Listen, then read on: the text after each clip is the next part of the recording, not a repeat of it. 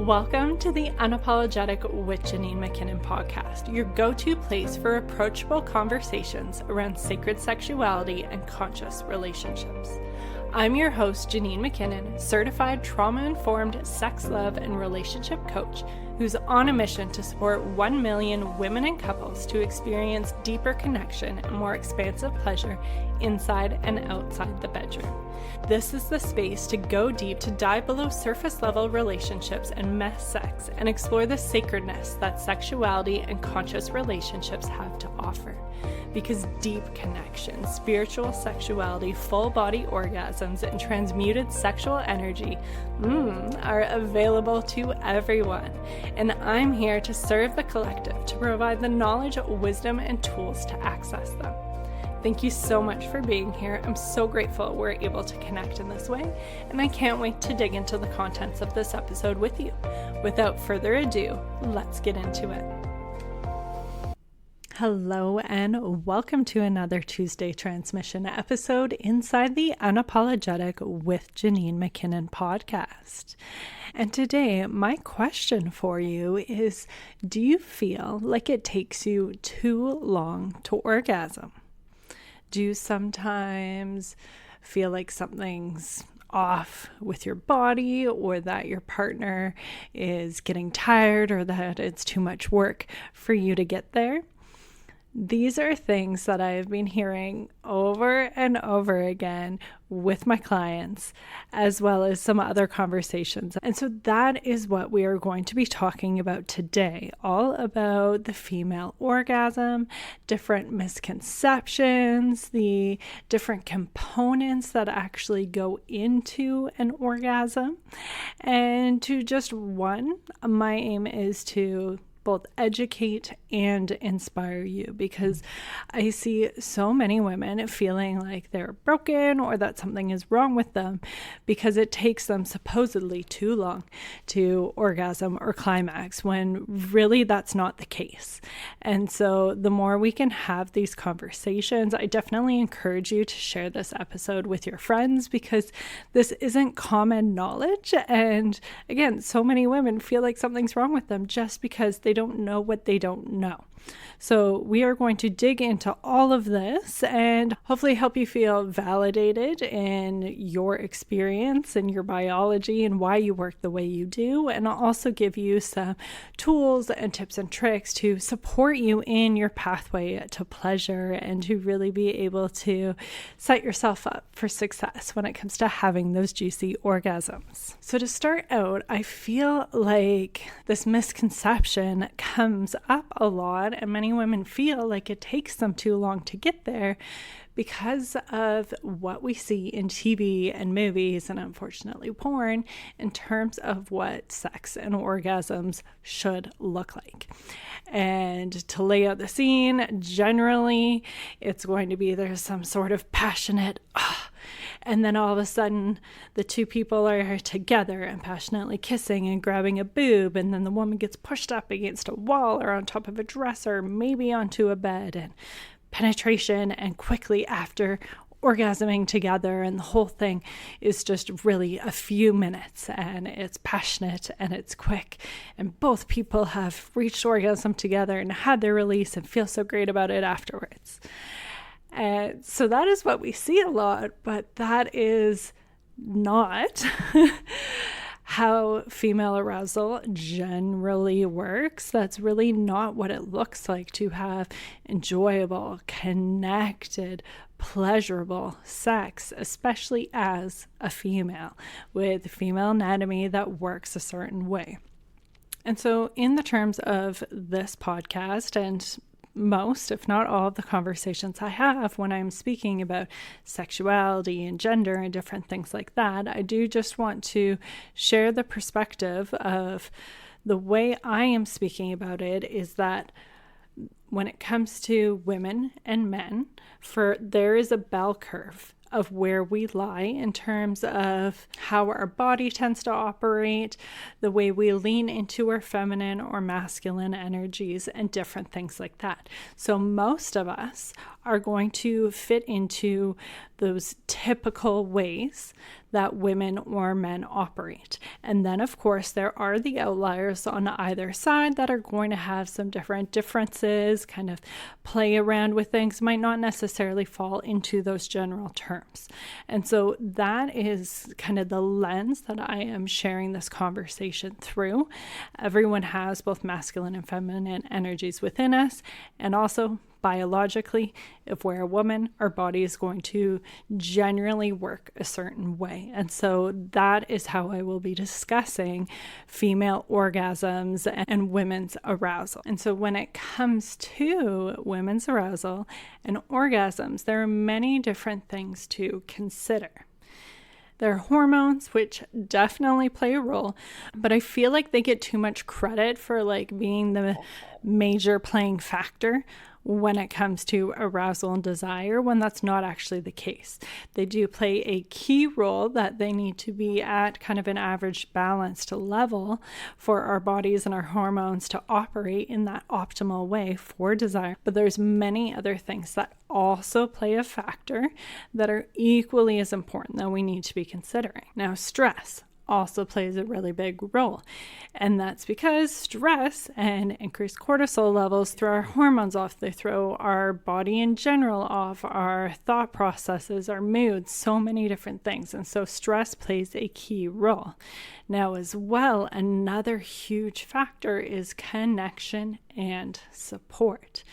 How connected and supported do we feel in our relationship? And this is not just inside the bedroom, but outside plays that major role inside the bedroom. And so how supported and connected we feel in our day-to-day lives is actually going to impact how quickly we're able to drop into pleasure with our partners and experience orgasm.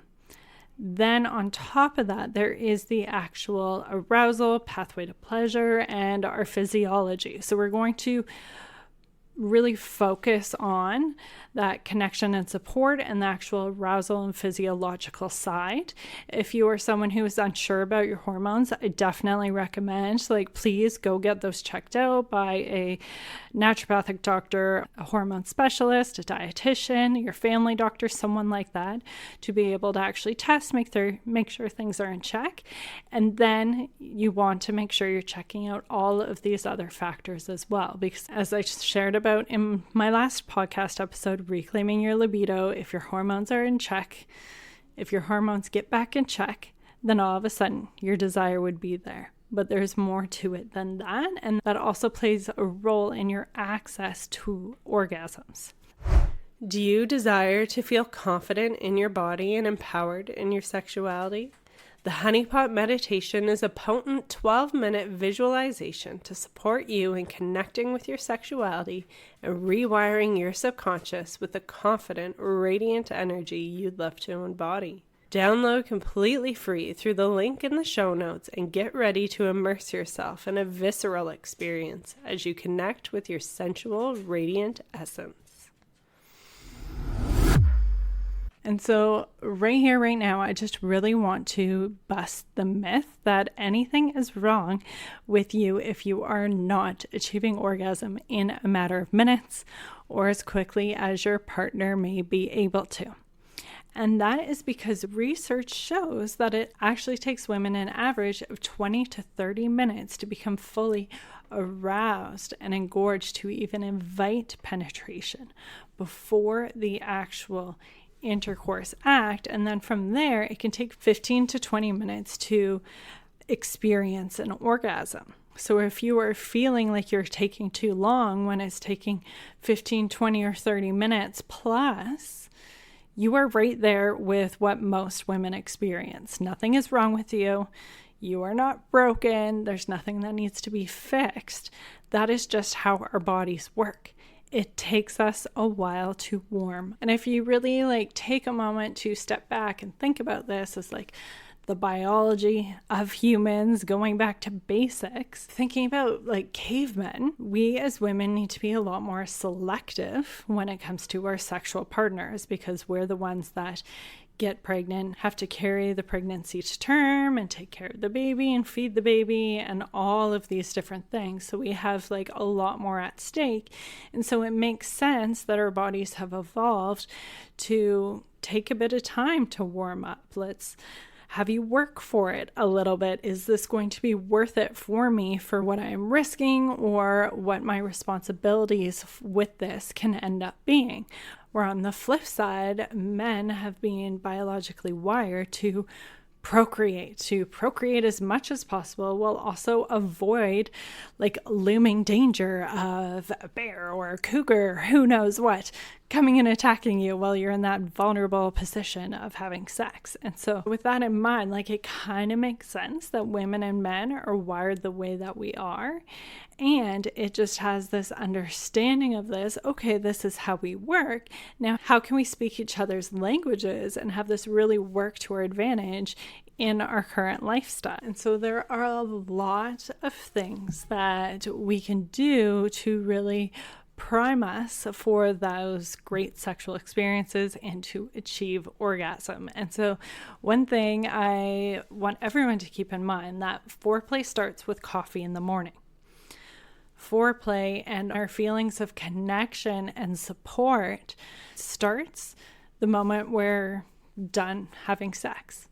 And then that is all really foreplay leading up to the next time we have sex. And so having coffee brought to us in the morning or enjoying coffee together as a couple, the hello, good morning kisses as you're going off to work or separating for the day to do whatever you need to do, and how you're reconnecting when you come back home, how you maintain your connection throughout your day, throughout the evening, all of those non-sexual physical interactions, all of your conversations. There's so many different connection points throughout the day that are really priming you for sex and for orgasm. And so the more connected you feel with your partner outside the bedroom, the easier and quicker you're going to be able to kind of let your guard down and surrender into pleasure and achieve those orgasms. Because we are also wired that as women, we want emotional connection before we open up to sexual connection, where guys are actually the reverse of that, where it's through sexual connection that they experience emotional connection. And so again, it's kind of opposite. And so learning to work together with that and really looking at how you can increase those connection points as much as possible throughout the day. And then when it comes to the actual foreplay inside the bedroom, I want you to think about women's arousal is going from the outside edges inward. There's very few women that fall under the sexual blueprint category that are going to get turned on from going straight to the genitals. Yes, there are some. Most are not like that, and our bodies need to be warmed up from the outside edges going inward. So that starts by touching your arms, your legs, your hair, your neck, slowly waking up your body with each touch before going more inwards, before going to the breasts, and then finally, after some time, the genitals. And again, same thing there, starting from the outside edges inwards, not jumping right into penetration.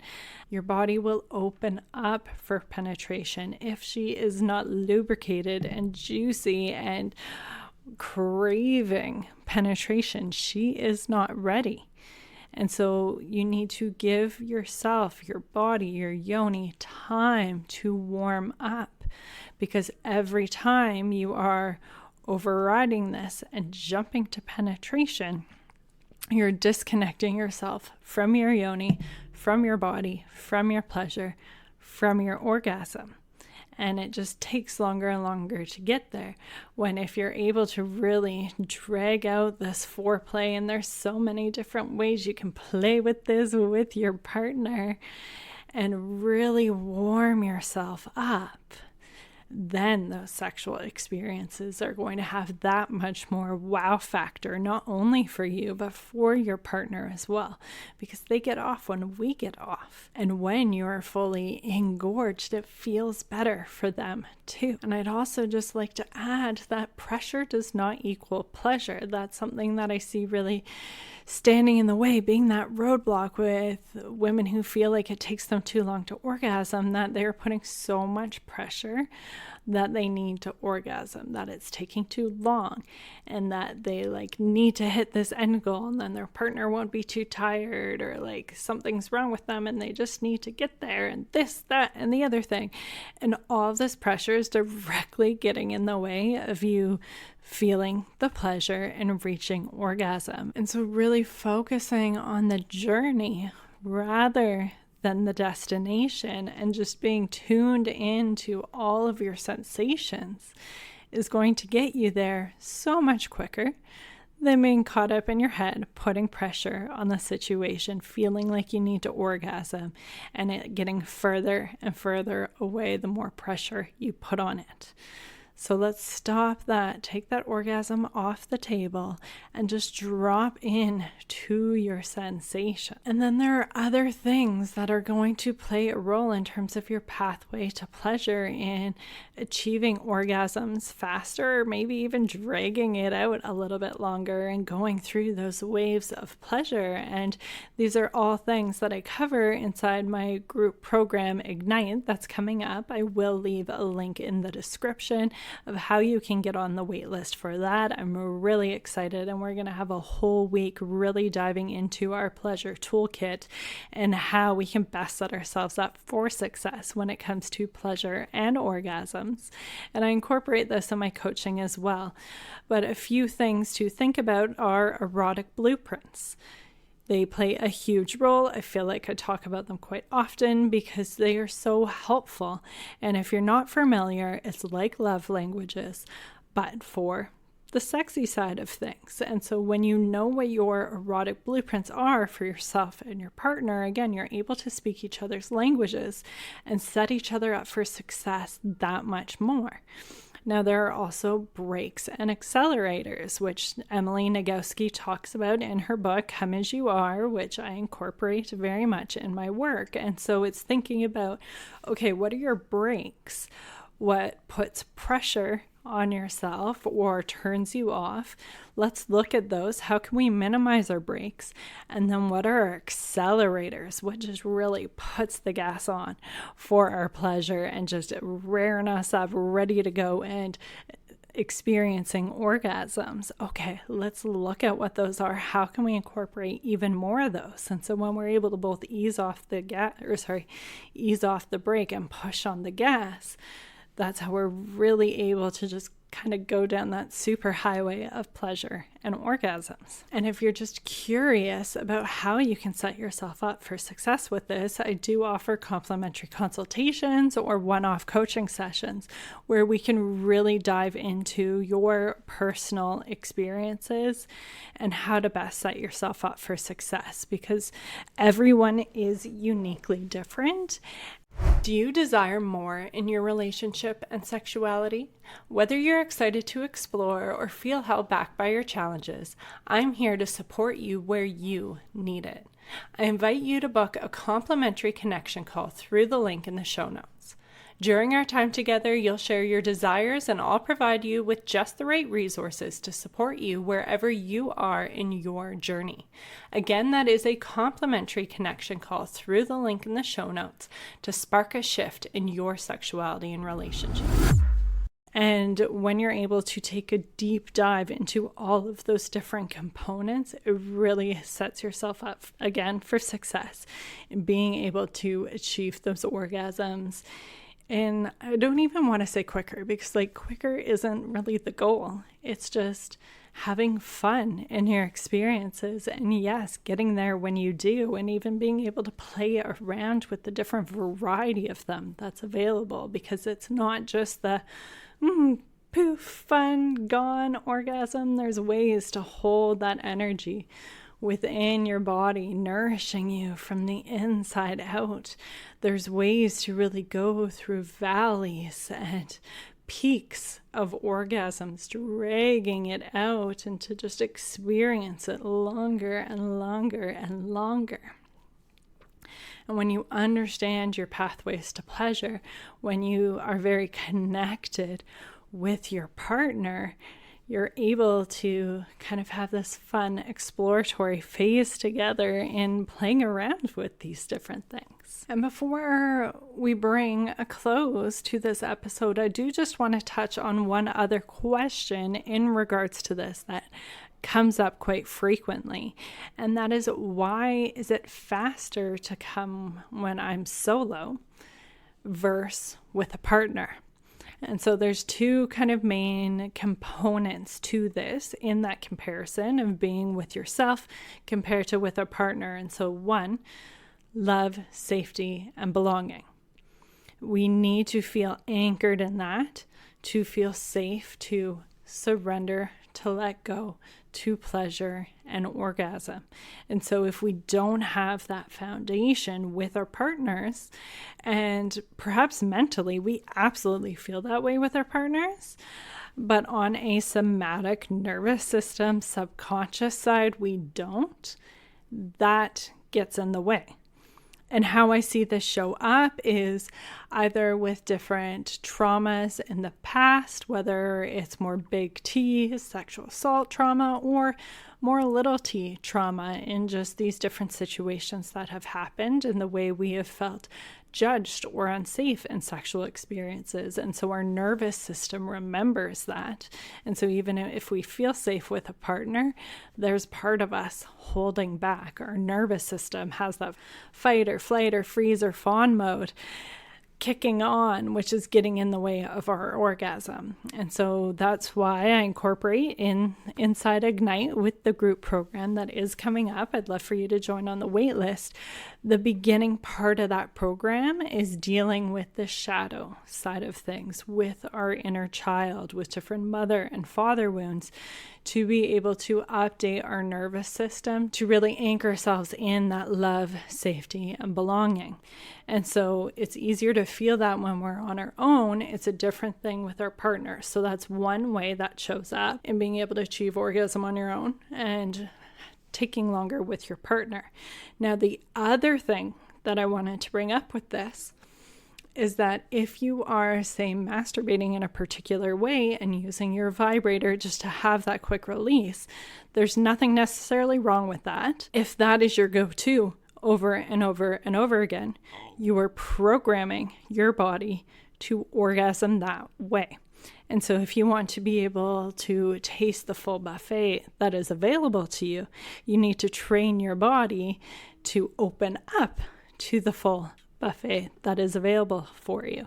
And that's why I really encourage women and everyone to kind of move outside of more of that typical masturbation, get one off, have that quick release, to be able to play within the realms of slow pleasure and sacred sexuality, so you can bring in the slowness and the curiosity and the exploration and be able to open up your body to these different pathways to pleasure, to be able to achieve orgasms in different ways.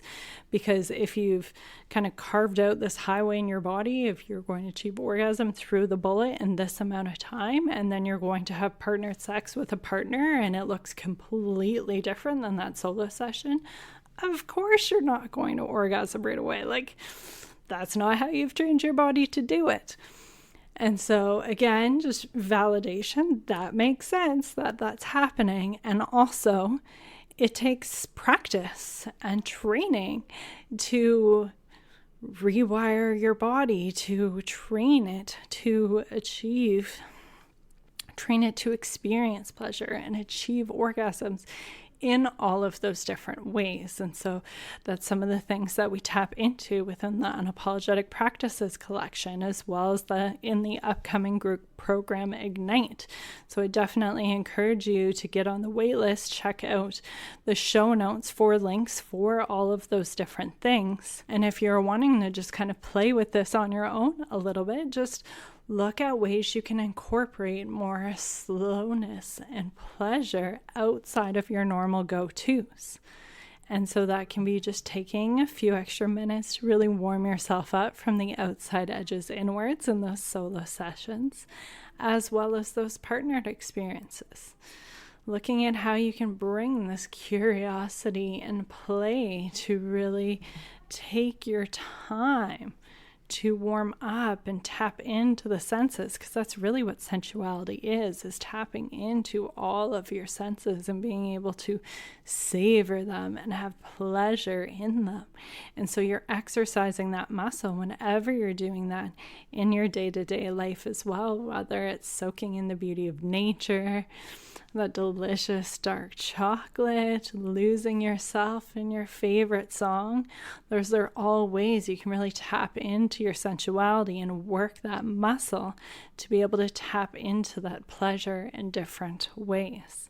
So I hope you found today's episode helpful. Again, just wanting you to feel validated that there's nothing wrong with you if it takes you a while to orgasm, and that there are plenty of things that you can do to really support your pleasure. Again, I have the complimentary consultation calls if you would like to just chat and see how this applies to you. And if you found this episode helpful, I would so appreciate if you could leave us a rating or a review. That helps us reach more women just like you so they can feel empowered in their sexuality and embracing their pleasure. Thank you so much for being here. Wishing you a love and pleasure-filled week, and I will see you next week. Thank you for joining us inside the Unapologetic with Janine McKinnon podcast. I hope you enjoyed today's episode. If you feel called, I would so appreciate it if you left us a review to help us reach more women and couples so they can experience deeper connection and more expansive pleasure inside and outside the bedroom too. Until next time, embrace your desire and experience your magic.